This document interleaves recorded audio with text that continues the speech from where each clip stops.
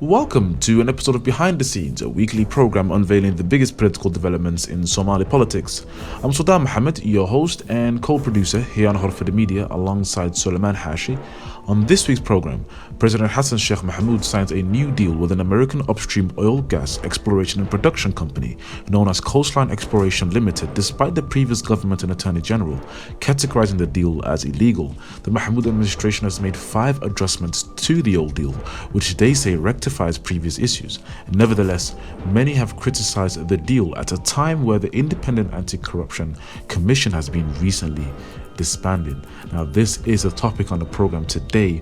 We hope you find this program very informative. Please like, share, and for similar content, do subscribe to HORUFADHI Media. Also, do subscribe to HORUFADHI Media Group's second channel known as HORUFADHI TV, where you are currently watching this program and where you can find other exclusive programs such as the African Weekly Roundup and Mahahi Salah, among others. And last but not least, do follow myself, Sultan Mohammed, Suleiman Hashi, Yasin Abdi, and the wider HORUFADHI Media team on our social media platforms that should appear on the screen any moment. Let's get straight into it. President Hassan Sheikh Mohamud has given a green light for an American upstream oil, gas exploration and production company known as Coastline Exploration Limited to move ahead with its plans in Somalia following nullification by the previous administration. Now, the president approved 7 production sharing agreements in exchange for an initial $7 million signature bonus payment to Somalia, with Coastline Exploration Limited beginning the exploration process immediately. I would like to thank Coastline for its commitment to Somalia, as it has fulfilled its promise of investing here, unlike so many other companies. Coastline clearly sees significant opportunity in Somalia and we share its vision, said President Hassan Sheikh Mohamud. The federal government has said it carried out an in-depth review of the award process and made adjustments to 5 articles within the agreement. However, some have questioned who this negotiation team was, what the negotiation framework was, and what were the benchmarks. The federal government has remained quite fairly secretive regarding the negotiations up until this point. Nevertheless, following the agreement, Coastline said it would shoot 2D seismic data and drill an exploration well. During a meeting with the heads of government of the federal government and Coastline Exploration Limited in Mogadishu, CEO William Anderson welcomed the approval and expressed optimism. Revenues from the discovery of commercial quantities of oil will be transformative for Somalia, he said during the press conference. The non-executive chairman, Jacob Ulrich, said Coastline was confident that it would discover major energy reserves in the East African country. Back in April, the Somali federal government, then led by President Mohamed Abdullahi Farmajo and Prime Minister Mohamed Hussein Roble, rejected the deal signed by the then Minister of Petroleum and Minerals Abdul Rashid Mohammed.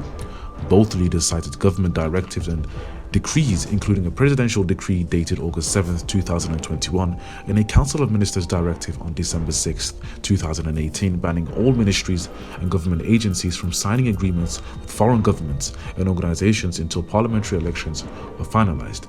In addition, the government instructed the then Attorney General Suleiman Mohammed Mohamud to investigate the contract and take appropriate legal measures. The Attorney General described the deal as illegal and summoned the Minister for Petroleum for further investigations. In a letter written to Coastline Exploration Limited by the Ministry of Foreign Affairs, the Somali government said the agreement signed by the Minister of Petroleum was contrary to Somali law, such as the Procurement Act, the Petroleum Act, and the Somali Provisional Constitution.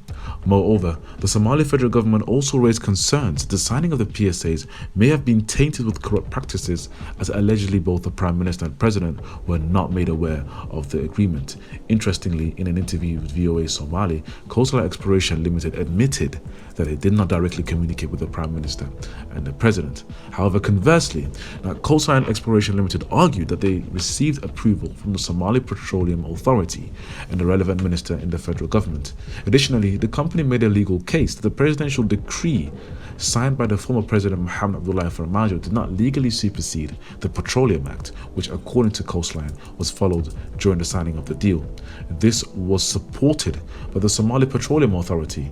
The SPA rejected the criticism, saying the president did not have the grounds to comment on the deal. At that point, the Somali government's term had ended in the run-up to the election held in May and was a caretaker government, according to SPA. So the main question is, was the deal fair for Somalia? Well, in 2021, the Somali federal government was advised not to enter any oil agreements by the Financial Governance Committee a group of experts comprising of parliamentarians, a member of the World Bank, and the federal finance minister. In an advisory, the FGC said it identified two main concerns in the government's approach to oil and gas contracts.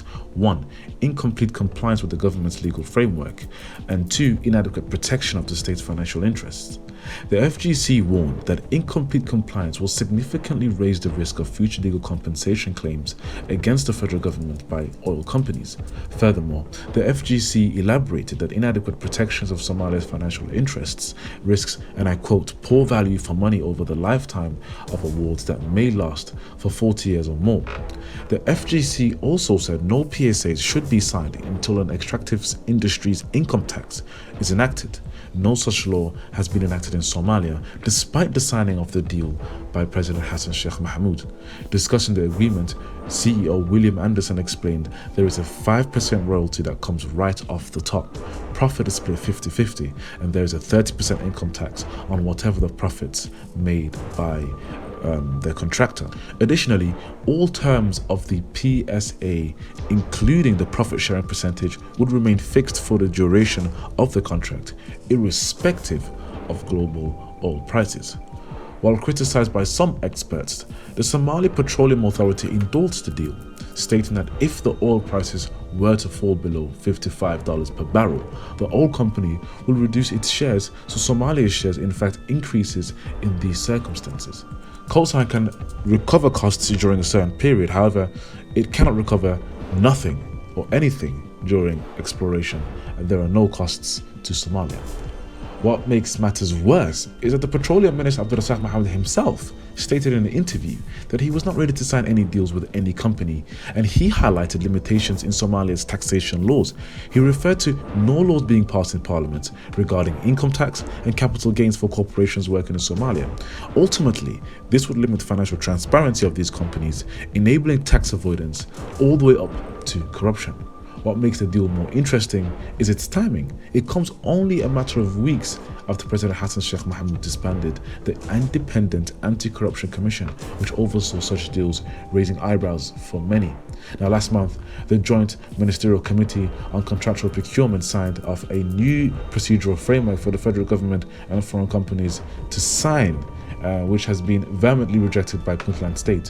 What is important to note here is that the new procedure signed by the Joint Committee has not been approved by the federal parliament. Interestingly, as an opposition candidate, current President Hassan Sheikh Mohamud strongly condemned the committee set up by President Mohamed Abdullahi Farmajo, only to controversially appoint new members once he got elected.